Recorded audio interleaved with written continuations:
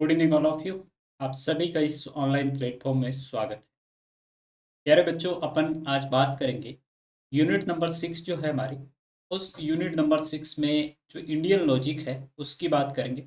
इससे पहले अपन ने एक लेक्चर में बात की थी या एक लाइव क्लासेस में बात की थी लॉजिकल रीजनिंग के बारे में, यानी एक्चुअल में लॉजिकल रीजनिंग जो है वो क्या है। उसमें काफ़ी कुछ इंडक्टिव डिडक्टिव मेथड के बारे में बात की थी और काफ़ी कुछ अदर भी अपने लॉजिकल रीजनिंग से संबंधित जो कंसेप्ट थे उनके बारे में बातचीत की थी। आज अपने जो है इंडियन लॉजिक पे फोकस करेंगे। बेसिकली मैंने जब सिलेबस को डिफाइन किया था तो आपको बताया था कि जो आपका सिलेबस जो है वो दो तरह का है। सिलेबस जो है वो आपका दो तरह का है। फर्स्ट ऑफ ऑल आपका वेस्टर्न लॉजिक और सेकंड है आपका जो आपका इंडियन लॉजिक। तो वेस्टर्न लॉजिक की कुछ बातें हमने पहले वाले लेक्चर में आपके सामने जो है प्रेजेंट की थी। Then today we will discuss about the Indian logical system. Indian logical जो सिस्टम है या लॉजिक सिस्टम है उसके बारे में बात करेंगे। तो चलिए स्टार्ट करते हैं और अपन जानते हैं कि एक्चुअल में इंडियन लॉजिक सिस्टम जो है वो एक्चुअल में क्या है।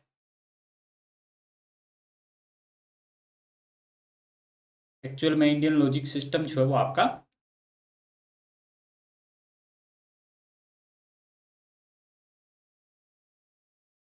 एक बार मेरे को आप बताइए कि आपके पास ऑडियो और वीडियो है जो क्या प्रॉपरली आ रहा है या नहीं आ रहा है। एक बार कमेंट करके आप बताइए।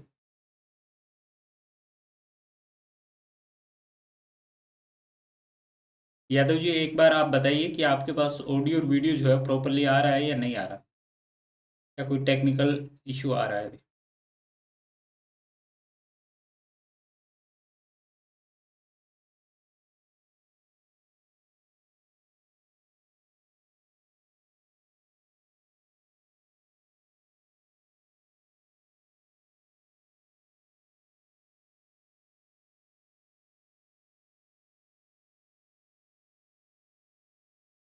प्लीज एक बार आप बताइए कि ऑडियो और वीडियो जो है क्या प्रॉपरली आपके पास आ रहा है या नहीं आ रहा। ओके, आई थिंक कि अभी जो है आपके पास ऑडियो और वीडियो जो है प्रॉपरली आ रहा है, कोई इशू नहीं होगा।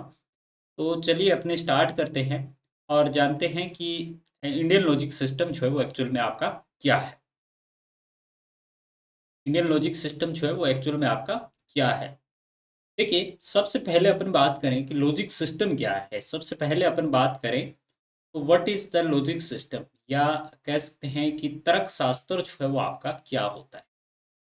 किसी बात या विचार, यानी कोई बात होगी, कोई आइडियाज होंगे, उस आइडियाज को सही ढंग से साबित करने के लिए जो हम लॉजिक देते हैं, जो रीजन देते हैं, उसी को व्यवस्थित तरीके से, उसी को सिस्टमेटिक तरीके से जब उसका अध्ययन करते हैं और किसी निष्कर्ष पे अपने पहुंचते हैं, यानी किसी कंक्लूजन जो है, इस कंक्लूजन पे अपने पहुंचते हैं, तब वो क्या कहलाता है, आपका लॉजिक सिस्टम कहलाता है, या आपका तर्क शास्त्र उसको कह सकते हैं।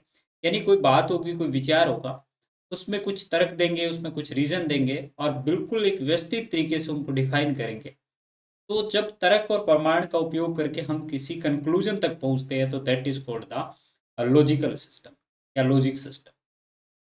इस लॉजिक सिस्टम के बारे में ये कहा जाता है कि तर्क शास्त्र या लॉजिक सिस्टम जो है वो ग्रीन्स परंपरा या दर्शन शास्त्र से संबंधित माना जाता है। इसकी शुरुआत या बेसिकली इसकी स्टार्टिंग पॉइंट जो है वो कहाँ से माना गया है, ऐसा माना जाता है, बल्कि एक्चुअल में ऐसा नहीं है। इसकी शुरुआत जो है वो आपकी ग्रीस से, या आपकी जो फिलोसफी है, या आपकी दर्शन शास्त्र जो है, इस फिलोसफी से आपकी क्या मानी गई है, इसकी शुरुआत मानी गई। और इसमें अधिकतर ये सोचते हैं कि ज्ञान की एक शाखा के रूप में तर्क शास्त्र की उत्पत्ति जो है वो कहाँ से मानते हैं, हम ग्रीस से मानते हैं। बट ये आपका जो है, ये आपका सही नहीं है। यानी ये आपका सही नहीं है, this is not entirely true, ये आपका सत्य नहीं है।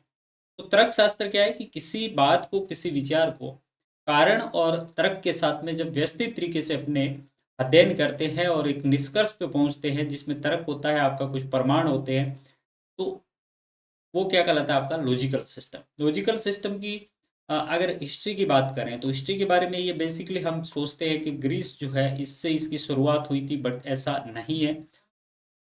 इसकी शुरुआत जो कहीं ना कहीं आपके भारत से मानी गई है।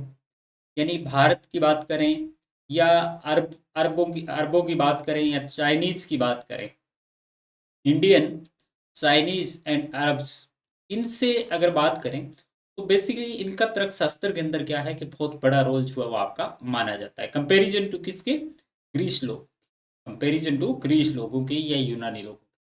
अब आता है कि तर्कशास्त्र जो है उसका जनक कौन माना जाता है, जब father of the logic system जो है वो कौन सा है आपका, तो अरस्तु को ये father of the logic system जो है वो आपका माना गया है।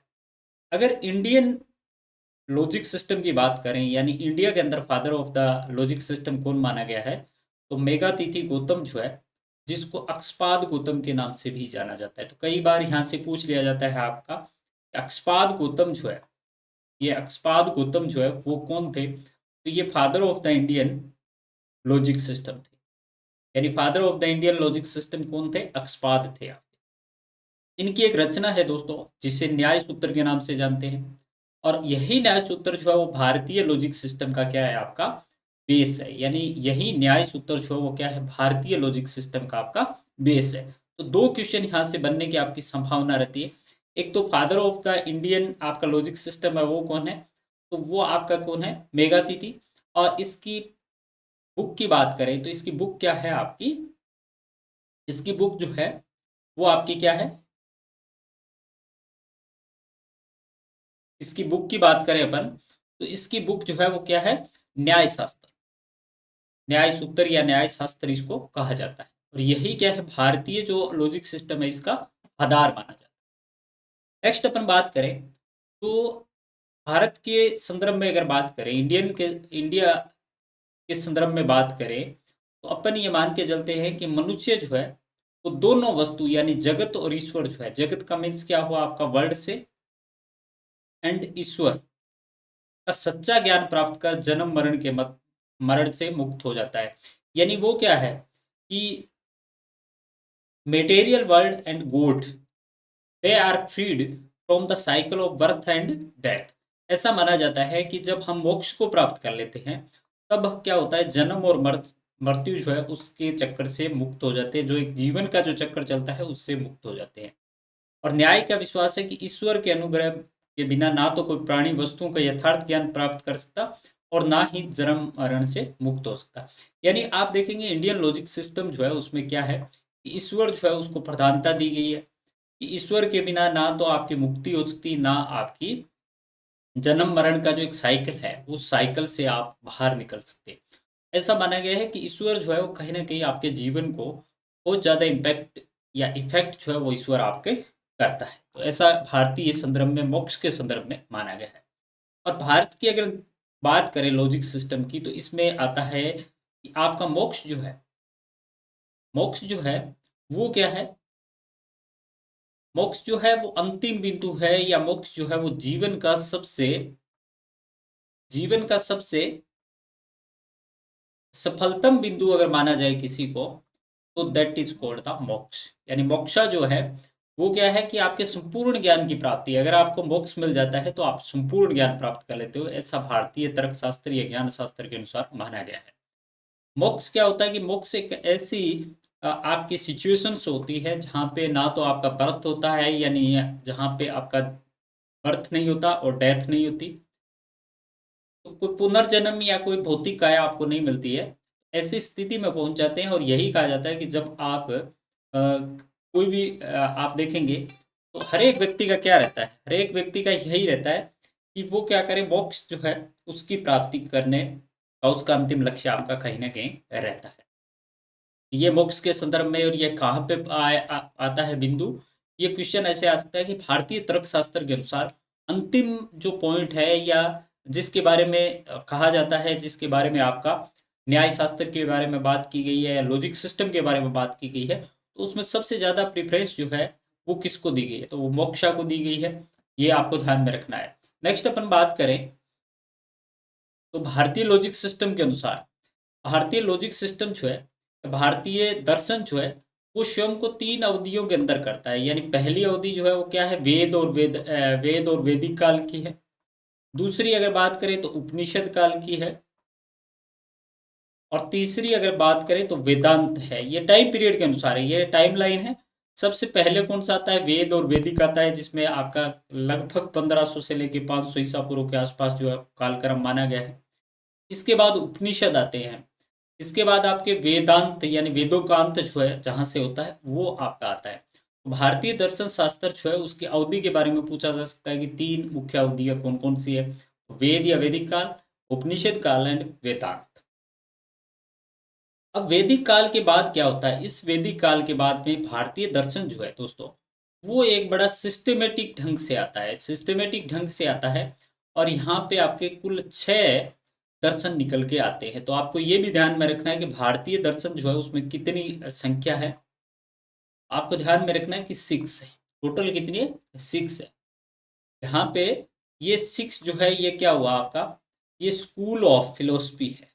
स्कूल ऑफ फिलोसफी भी इसको कहा जाता है, या दर्शन के स्कूल जो है इसको कहा जाता है। अब ये 6 कौन कौन से आपका? पहला आता है गौतम का न्याय सूत्र। गौतम का न्याय यानी न्याय जो है वो किसका है? गौतम का है।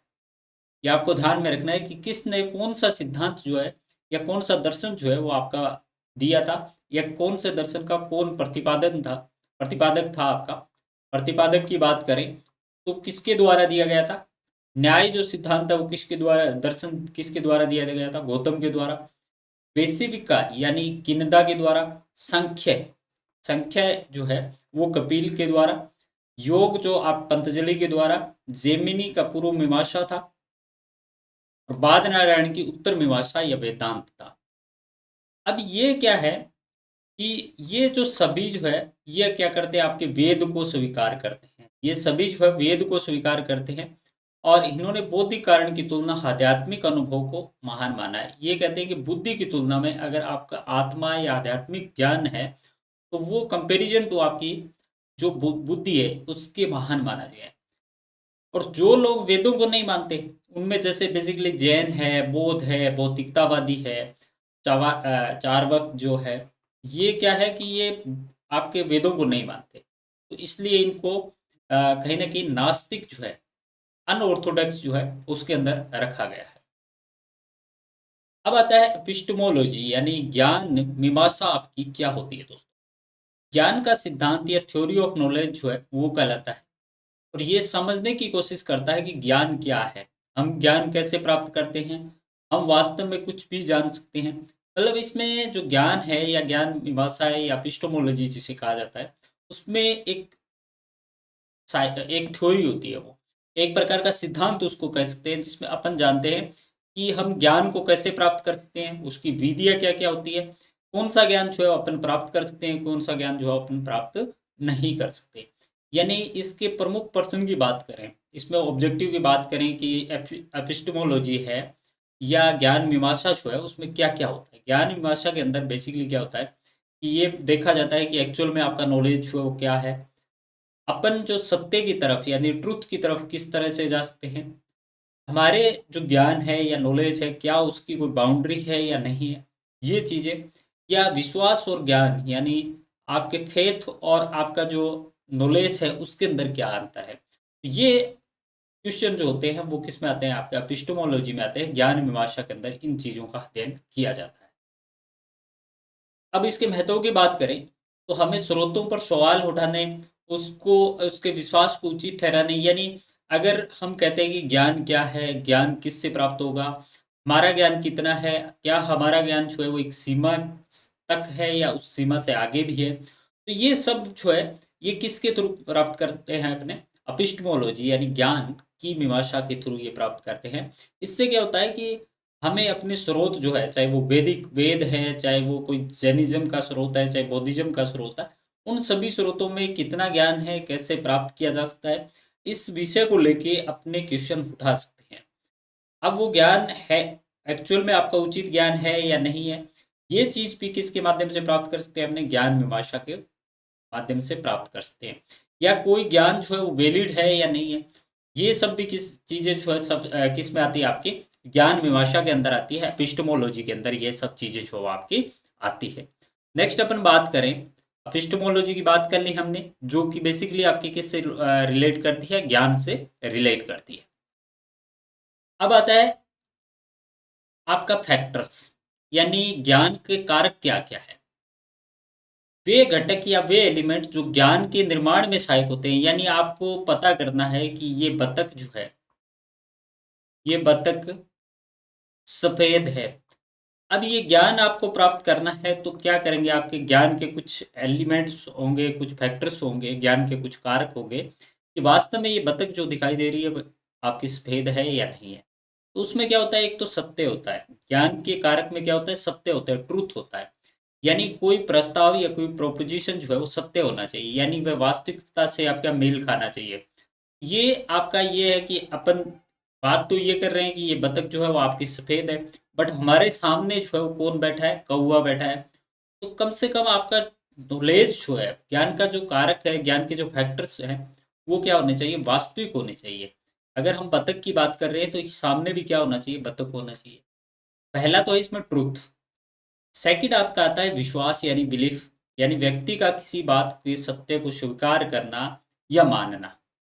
अब हमें बतख दिखाई दे रही है तो हम बतख को बतख मानते हैं, स्वयं को स्वयं मानते हैं। तो that is called the belief, हमने विश्वास कर लिया।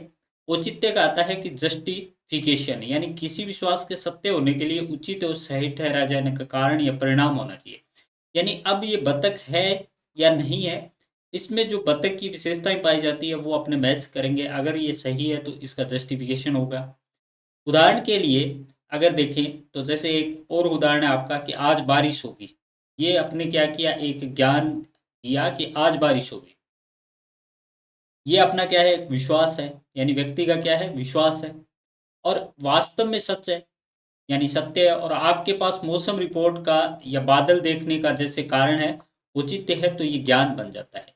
यानी आप जस्टिफिकेशन जो है आज बारिश होगी ये किससे कर रहे हो, या तो आपके पास में कोई ना कोई मौसम विभाग की रिपोर्ट है, वेदर डिपार्टमेंट जो उसकी कुछ रिपोर्ट है, उसके आधार पे आप कह सकते हो कि आज बारिश होगी, तो जस्टिफिकेशन आप दे सकते हो। देन सेकंड आपका क्या करेंगे कि सेकंड अगर आप देखें तो कहीं ना कहीं कुछ ऐसी चीजें आपको दिखाई देगी जिसके आधार पे आप कह सकते हो कि आज बारिश होगी, यानी बादल काले हैं तो आप कह सकते हो, क्योंकि आपके पास विश्वास है आपको। और विश्वास इसलिए है कि पहले बादल काले थे तो बहुत बार वर्षा हुई है। औचित्य है कि कहीं ना कहीं मौसम विभाग की रिपोर्ट है प्लस बादल काले हैं, यानी जस्टिफिकेशन हुआ। तो कोई भी ज्ञान होगा, कोई भी आपका नॉलेज होगा, उसमें आप क्या करेंगे, सत्य होना चाहिए, विश्वास होना चाहिए और औचित्य उसका होना चाहिए, जस्टिफिकेशन उसका होना चाहिए। तो ये आपके ज्ञान के कारक। अब कोई भी ज्ञान होता है उसके अंदर चार कारक आपके सम्मिलित किए जाते हैं।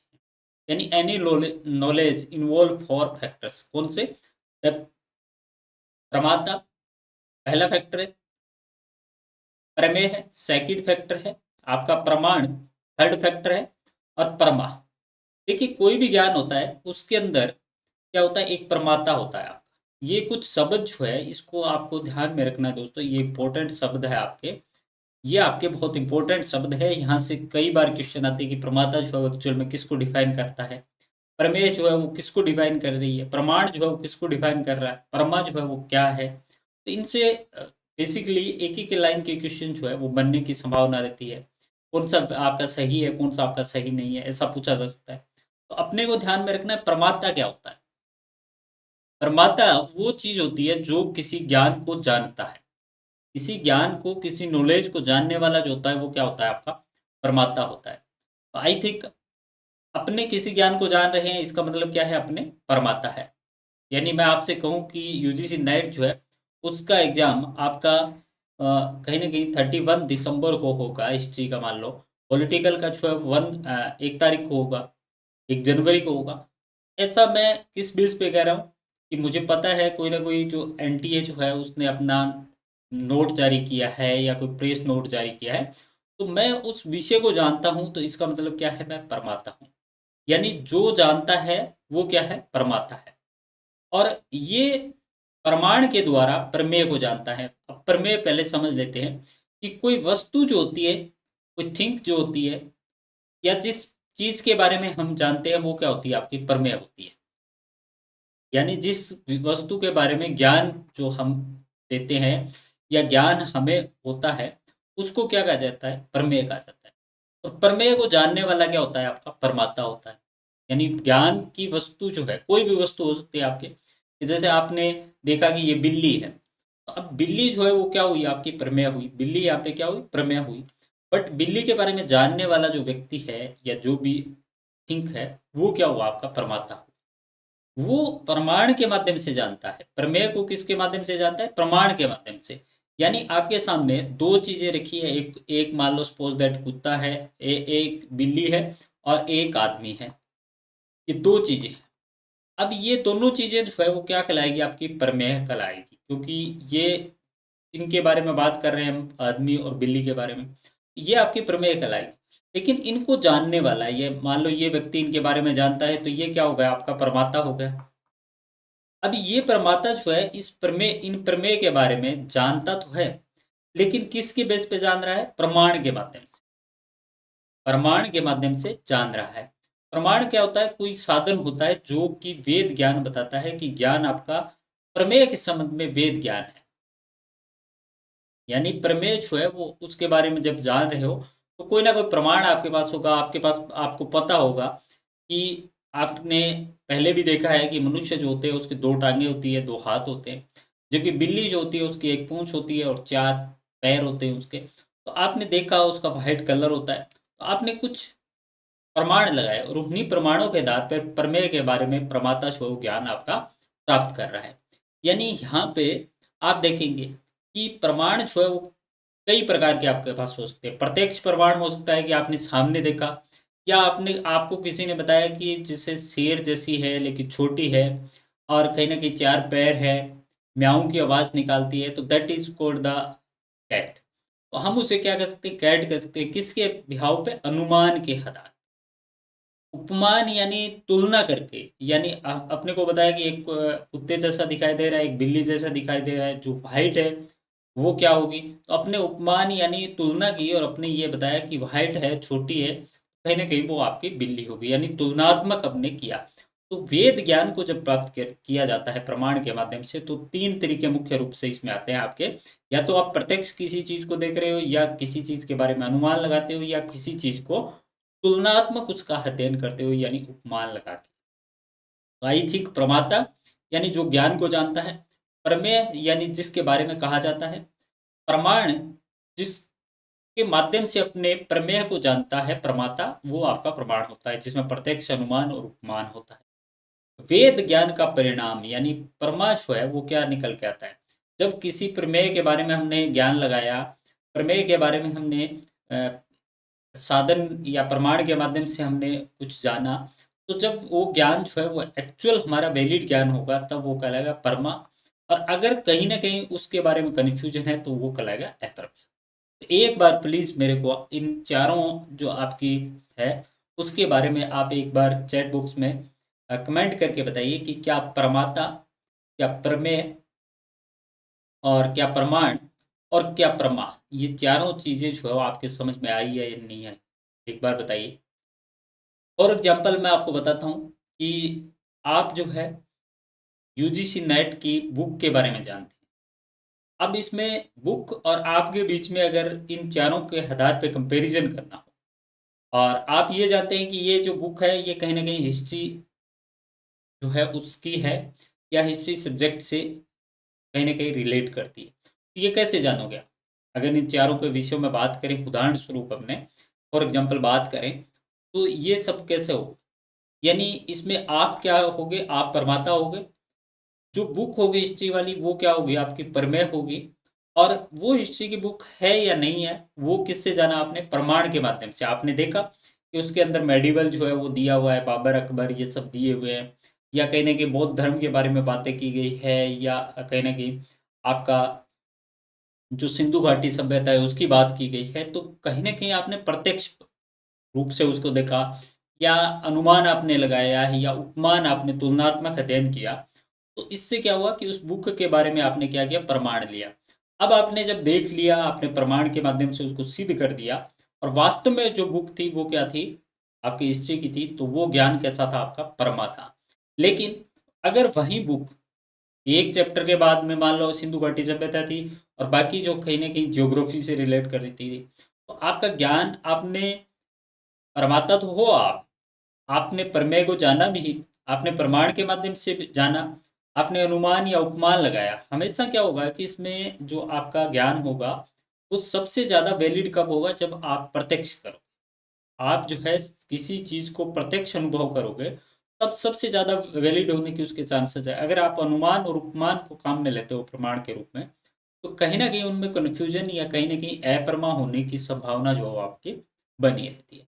आई होप एक बार जो है कमेंट करके बताइए कि क्या अपने जो बात कर रहे थे भारतीय ज्ञान सिस्टम के अंदर या भारतीय या इंडियन नॉलेज सिस्टम के अंदर, तो उसमें अपने बात जो है मुख्य रूप से ये 4 पॉइंट जो है वो अभी तक जितनी भी हमने बातें की है उसमें सबसे ज़्यादा इम्पोर्टेंट क्या, प्रमाता, प्रमाण, प्रमेय और परमा, और अप्रमा, ये पांचों चीज जो है वो आपके क्लियर हुई या नहीं हुई, एक बार कमेंट करके आप बता दीजिए, फिर अपने आगे इसमें डिस्कशन करते हैं।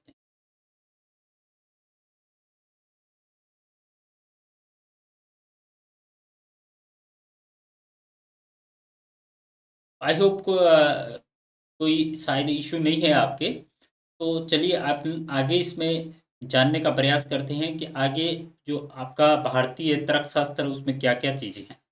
देखिए, अभी हमने बात की थी कि परमा और अप्रमा में डिफरेंस क्या है। परमा the refer of the valid knowledge of correct understanding and example knowing a rope as rope, यानी जब कोई नॉलेज होगा वो रेफर किसको करेगा, वैलिड नॉलेज को रेफर करेगा, तो वो क्या कहलाएगा, आपका परमा कहलाएगा। अभी मैंने आपको बताया था कि हिस्ट्री वाली बुक जो है वास्तव में हिस्ट्री की है, तो वो क्या कहलाएगा, आपका नॉलेज परमा कहलाएगा।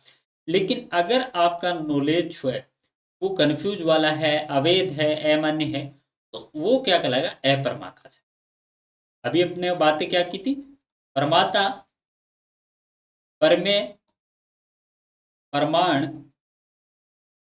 परमा और अपरमा, यही बातें की थी 5 के बारे में।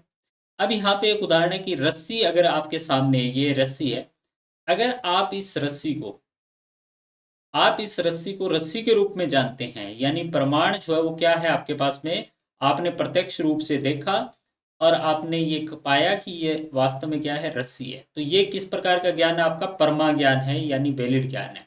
लेकिन यही रस्सी के बारे में आपको कंफ्यूज है, आप अनुमान लगाते हो, आप जो है कहीं ना कहीं उसकी उपमान करते हो, तुलना करते हो, आपको कंफ्यूज रहता है कि रस्सी जो है सांप भी हो सकता है। तो ये किस प्रकार का है, अपरमाय, यानी एक्चुअल चीज क्या है, आपकी रस्सी है, जबकि आप क्या समझ रहे हो इसको, सांप समझ रहे हो। तो ये इस प्रकार का जो आपका ज्ञान होगा वो बेसिकली क्या कहलाएगा, अप्रमा कहलाएगा। यानी जिसके बारे में आपका कन्फ्यूजन है, जिसके बारे में आपका ज्ञान जो है वो अवैध ज्ञान है, तो ये जो होगा वो आपका क्या होगा, अप्रमा होगा। ये क्या होगा, आपका अप्रमा होगा। आई थिंक परमा और अप्रमा को लेके जो है कंफ्यूज नहीं होगा। इसको लेके कई बार जो है यूजीसी नेट ने क्वेश्चन पूछा है कि एक परमा जो है किसको रेफर करता है, अप्रमा जो है किसको रेफर करता है, और या दोनों जो है उसको तुलनात्मक भी आपसे पूछा जा सकता है। अब भारत के अंदर ज्ञान के सिद्धांत जो है उसको बेसिकली दो भागों में आपका डिवाइड किया गया है। दो भाग जो है इसमें भारतीय जो ज्ञान सिस्टम है, इंडियन नॉलेज सिस्टम जो है, इस इंडियन नॉलेज सिस्टम को दो भागों में आपका डिवाइड किया गया है। पहला है श्वेता ब्रह्म बड़ा, श्वेता ब्रह्म बड़ा सेल्फ वैलिडिटी ऑफ नॉलेज, इसको सेल्फ वैलिडिटी ऑफ नॉलेज या श्वेता ब्रह्म बड़ा जो है वो कहा जाता है। और ये बहुत इंपॉर्टेंट है, आपको ध्यान में रखना है कि श्वेता ब्रह्म बड़ा या सेल्फ वैलिडिटी ऑफ नॉलेज जो है वो एक्चुअल में आपका क्या है। यानी ज्ञान को प्राक अनुभव, प्राक क्या है, हमारे प्राचीन, यानी आज से पहले हमें उस चीज के बारे में पता है, तो वो क्या है, हमारा प्राक अनुभव है। और उसकी सार्वभौमिक वेद्यता होती है। और एक बार अगर इसे सत्य के रूप में पहचान लिया जाए, तो आगे किसी प्रमाण की आवश्यकता नहीं होती। और ज्ञान की आत्म वेद्यता या ज्ञान पर आंतरिक रूप से मान्य है। यानी श्वेता भ्रम वड़ा क्या होता है दोस्तों, कि ऐसा ज्ञान जिसको हम अपने प्राचीन अनुभव के माध्यम से ये जानते हैं कि ये वास्तव में वैलिड ज्ञान है आपका, और ये चीज जो है आपकी सही है, इसमें किसी प्रकार का कंफ्यूजन आपका नहीं है। और बाद में उस ज्ञान को प्रमाणित करने के लिए आपको किसी प्रकार की प्रमाण जो है उसकी आवश्यकता नहीं रहती है, यानी उसके साक्ष्य की कोई आवश्यकता नहीं रहती है। तो ऐसा जो प्रमाण हो, ऐसा जो आपका ज्ञान होगा, वो श्वेता भरम वड़ा या सेल्फ वैलिडिटी ऑफ नॉलेज आपका होगा कि स्वयं के द्वारा सत्य किया गया ज्ञान। सेल्फ वैलिडिटी ऑफ नॉलेज क्या है कि स्वयं के द्वारा सत्य किया गया आपका ज्ञान होता है। फॉर एग्जाम्पल इसका कि सभी कुंवारे जो है वो क्या है अविवाहित है, यानी ये क्या है हमारा प्राक अनुभव है कि जो व्यक्ति जो है वो कुंवारा होगा, इसका मतलब क्या है उसकी शादी नहीं होगी, वो अनमैरिड है आपका। तो आपका अनुभव जो है वो करने की जरूरत नहीं है इसमें किसी प्रकार का, क्योंकि आपको पता है कि अविवाहित है इसका मतलब अनमैरिड है, वो कुंवारा है इसका मतलब क्या है अनमैरिड है आपका। ये पहले से आपके पास ज्ञान है, इसमें किसी प्रकार का आपको और नॉलेज की आवश्यकता नहीं है और प्रमाण की आवश्यकता नहीं है। इस प्रकार का होगा जो नॉलेज श्वेता भ्रम वड़ा, वो आपका सेल्फ वैलिडिटी ऑफ नॉलेज कहलाएगा। यानी आपको पता है कि यूजीसी नेट जो है, यूजीसी नेट जो है इसके अंदर first paper and second paper के अंदर 40% जो है वो मार्क्स आपके कंपलसरी है। या आपके आरपीसी जो है, जैसे राजस्थान पब्लिक सर्विस कमीशन, उसने अभी किया है कि 40 और 40 जो है आपके आने चाहिए। तो ये ज्ञान आपके पास पहले से है, क्योंकि आपको जो है आरपीएससी ने अपनी जो एक नोटिफिकेशन जारी की है उसके अंदर ये डिफाइन किया हुआ है। तो इसके अंदर अपने को कोई दूसरे प्रमाण की आवश्यकता नहीं है, क्योंकि पहले से अपने पास नॉलेज है। इस प्रकार का जो साक्ष्य होगा, इस प्रकार का जो ज्ञान होगा, वो श्वेता भरम वड़ा कहलाएगा या सेल्फ वैलिडिटी ऑफ नॉलेज कहलाएगा। भारतीय जो ज्ञान सिद्धांत है उसके अंदर ऐसे जो ज्ञान जिसके अंदर प्रमाण की आवश्यकता नहीं है और जो सबसे पहले या कह सकते हैं कि जो पहले से आपका क्या है प्री डिफाइन है, उसको श्वेता भ्रम वड़ा या सेल्फ वैलिडिटी ऑफ नॉलेज आपका कहा जाता है। सेकंड की मैं बात करूं, सेकंड की अगर बात करें तो ये आता है आपका, ये आता है प्राथ प्रमेय बड़ा। प्राथ प्रमेय बड़ा यानी ये क्या होता है, उससे उल्टा होता है आपका सेल्फ वैलिडिटी ऑफ नॉलेज जो है पहला। सेल्फ वैलिडिटी ऑफ नॉलेज जो था, इससे क्या है कि आपका बिल्कुल उल्टा है। इससे क्या है आपका बिल्कुल उल्टा है। यानी इसमें क्या होती है आपकी त्रुटि होती है, एरर्स होती है। और इसको बाहर बाहरी बाहरी कारक जो है यानी एक्सटर्नल जो फैक्टर है वो आपको प्रभावित कर सकते हैं। इसमें ज्ञान जो है न तो मान्य है और न ही आपका मान्य होता है। न तो आपको पूरी तरह से कह सकते हैं कि कोई चीज़ है वो ट्रूथ है या कोई चीज़ ट्रूथ नहीं है। तो इसमें कहीं ना कहीं मिथ होता है, आपका मिथ्या होती है। तो ये क्या होता है, इस प्रकार का जो ज्ञान होता है वो प्राथ प्रमेय बड़ा कहलाता है। यानी भारतीय ज्ञान शास्त्र के अंदर दो चीजें होती है। एक चीज जो वैलिड है, जिसके बारे में कोई प्रमाण की आवश्यकता नहीं है, अपने को पहले से ज्ञान है और उसी के आधार पे वो चीज जो है वो क्या है ट्रूथ है आपकी। दूसरा, हमें पहले से ज्ञान है बट उस चीज के बारे में हम ये कन्फर्म नहीं है कि वो चीज जो है वो आपकी सही है या नहीं है। वहां पे कोई ना कोई भ्रम या कोई ना कोई संशय आपका बना रहता है। इस प्रकार का जो ज्ञान होता है वो क्या कहलाता है प्राथ प्रमेय बड़ा। और इसको जो है श्वेता भ्रम बड़ा या सेल्फ वैलिडिटी ऑफ नॉलेज और प्राथ प्रमेय बड़ा जो है, इसको लेके एक बार यूजीसी ने क्वेश्चन पूछा था कि ये जो है एक्चुअल में क्या है। हो सकता है इस दोनों को कंबाइन करके आपका कुछ स्टेटमेंट जो है वो दे दे, और या एग्जाम्पल के माध्यम से आप चीजें दे दे कि कहीं जब कन्फ्यूजन होगा तो आपको ध्यान में रखना है प्राथ प्रमेय बड़ा होगा, और जहाँ कन्फ्यूजन नहीं होगा that is called the self validity of knowledge होगा। तो आज के इस लेक्चर में अपने भारतीय जो ज्ञान सिस्टम था उसको जानने का प्रयास किया। अपन ने ये देखा कि भारतीय जो ज्ञान सिस्टम था उसके अंदर 6 स्कूल जो है वो निकल के आए थे, जिसमें अपने को वेद को मानने वाले जो थे वो आस्तिक थे और जो वेद को नहीं मानने वाले थे वो नास्तिक थे, जिसमें आपका जो है जैनिज्म बौद्धिज्म ये सब जो है वो नास्तिक स्कूल में आए थे। कल अपने लेक्चर के अंदर वो 6 जो स्कूल हैं उनको अच्छी तरह से भारतीय दर्शन जो है उसके 6 स्कूल्स को जानने का प्रयास करेंगे। कुछ और बातें जो भारतीय तर्कशास्त्र है उसके बारे में जानने का प्रयास करेंगे। आज हमने तर्कशास्त्र के इंट्रोडक्शन को जाना, उसकी शुरुआत को जाना, भारतीय जो स्कूल थे उसके बारे में बेसिकली थोड़ा सा जाना, इसके बाद में ज्ञान क्या है उसके बारे में जाना, हमने एपिस्टेमोलॉजी के बारे में जाना कि ज्ञान मीमांसा जो है वो एक्चुअल में क्या है आपकी, और ज्ञान के कारक जो है उसको जानने का प्रयास किया। तो ये सब जो है, और भारतीय ज्ञान सिस्टम जो है उसमें दो टाइप जो है आपका सेल्फ वैलिडिटी ऑफ नॉलेज और प्रात प्रमेय बड़ा जो है उसके बारे में जाना। अगर इनमें आपके किसी प्रकार का कंफ्यूजन है तो प्लीज़ एक बार अपने चैट बुक जो है उसमें टाइप कीजिए, ताकि अपने उसको दोबारा से डिस्कशन जो है किया जा सके। क्योंकि यहाँ से जो है आपका क्वेश्चन बनने की संभावना जो रहती है और बेसिकली ये क्या है कि भारतीय जो तर्कशास्त्र है उसके संबंध में आपकी टर्मिनोलॉजी जो है वो है। उसके बाद अपने दर्शन की तरफ चलेंगे और फिर ये सब जो है प्रमाण, उपमान, उपमेय, आपकी उपलब्धि, अनुपलब्धि और इन सब के बारे में, फैलेसीज के बारे में, ये सब जो है अपने एक एक करके इनको डिस्कशन करेंगे आने वाले लेक्चर। तो आई होप आज वाला लेक्चर जो है वो भारतीय ज्ञान से संबंधित आपकी कुछ बातें जो है, कुछ पॉइंट जो है वो क्लियर हुए होंगे। इससे पहले वाले लेक्चर अगर नहीं देखा है आपने, पहला वाला लेक्चर देखिए, उसमें जो लॉजिकल जो सिस्टम है, यानी लॉजिकल रीजनिंग जो है उसके बेसिक कंसेप्ट की बात की गई है। और उन्हीं में से कुछ बेसिक सिस्टम जो है, बेसिक जो कंसेप्ट है वो आज वाले लेक्चर में अपने को रिलेट करके दिखाई दी है। अगर दोनों लेक्चर आप देखेंगे तो बहुत बातें जो आपके क्लियर होगी लॉजिकल रीजनिंग को लेके। और उसके बाद जो है थर्ड जब अपने लेक्चर की बात करेंगे, भारतीय स्कूल की बात करेंगे, तो उसमें ये सारे के सारे कंसेप्ट जो है वो आपको कहीं ना कहीं आते हुए दिखाई देंगे। ये थोड़ा सा आपका क्रिटिकल सा एक कह सकते हैं यूनिट है। इसको थोड़ा सा आप दोनों लेक्चरों को पहले देखिए, उसके बाद कहीं ना कहीं आपका भारतीय दर्शन जो है वो बहुत सरल होगा, उसके बारे में अच्छी तरह से आप जान पाएंगे। आज के लेक्चर में बस इतना है। Thank you all of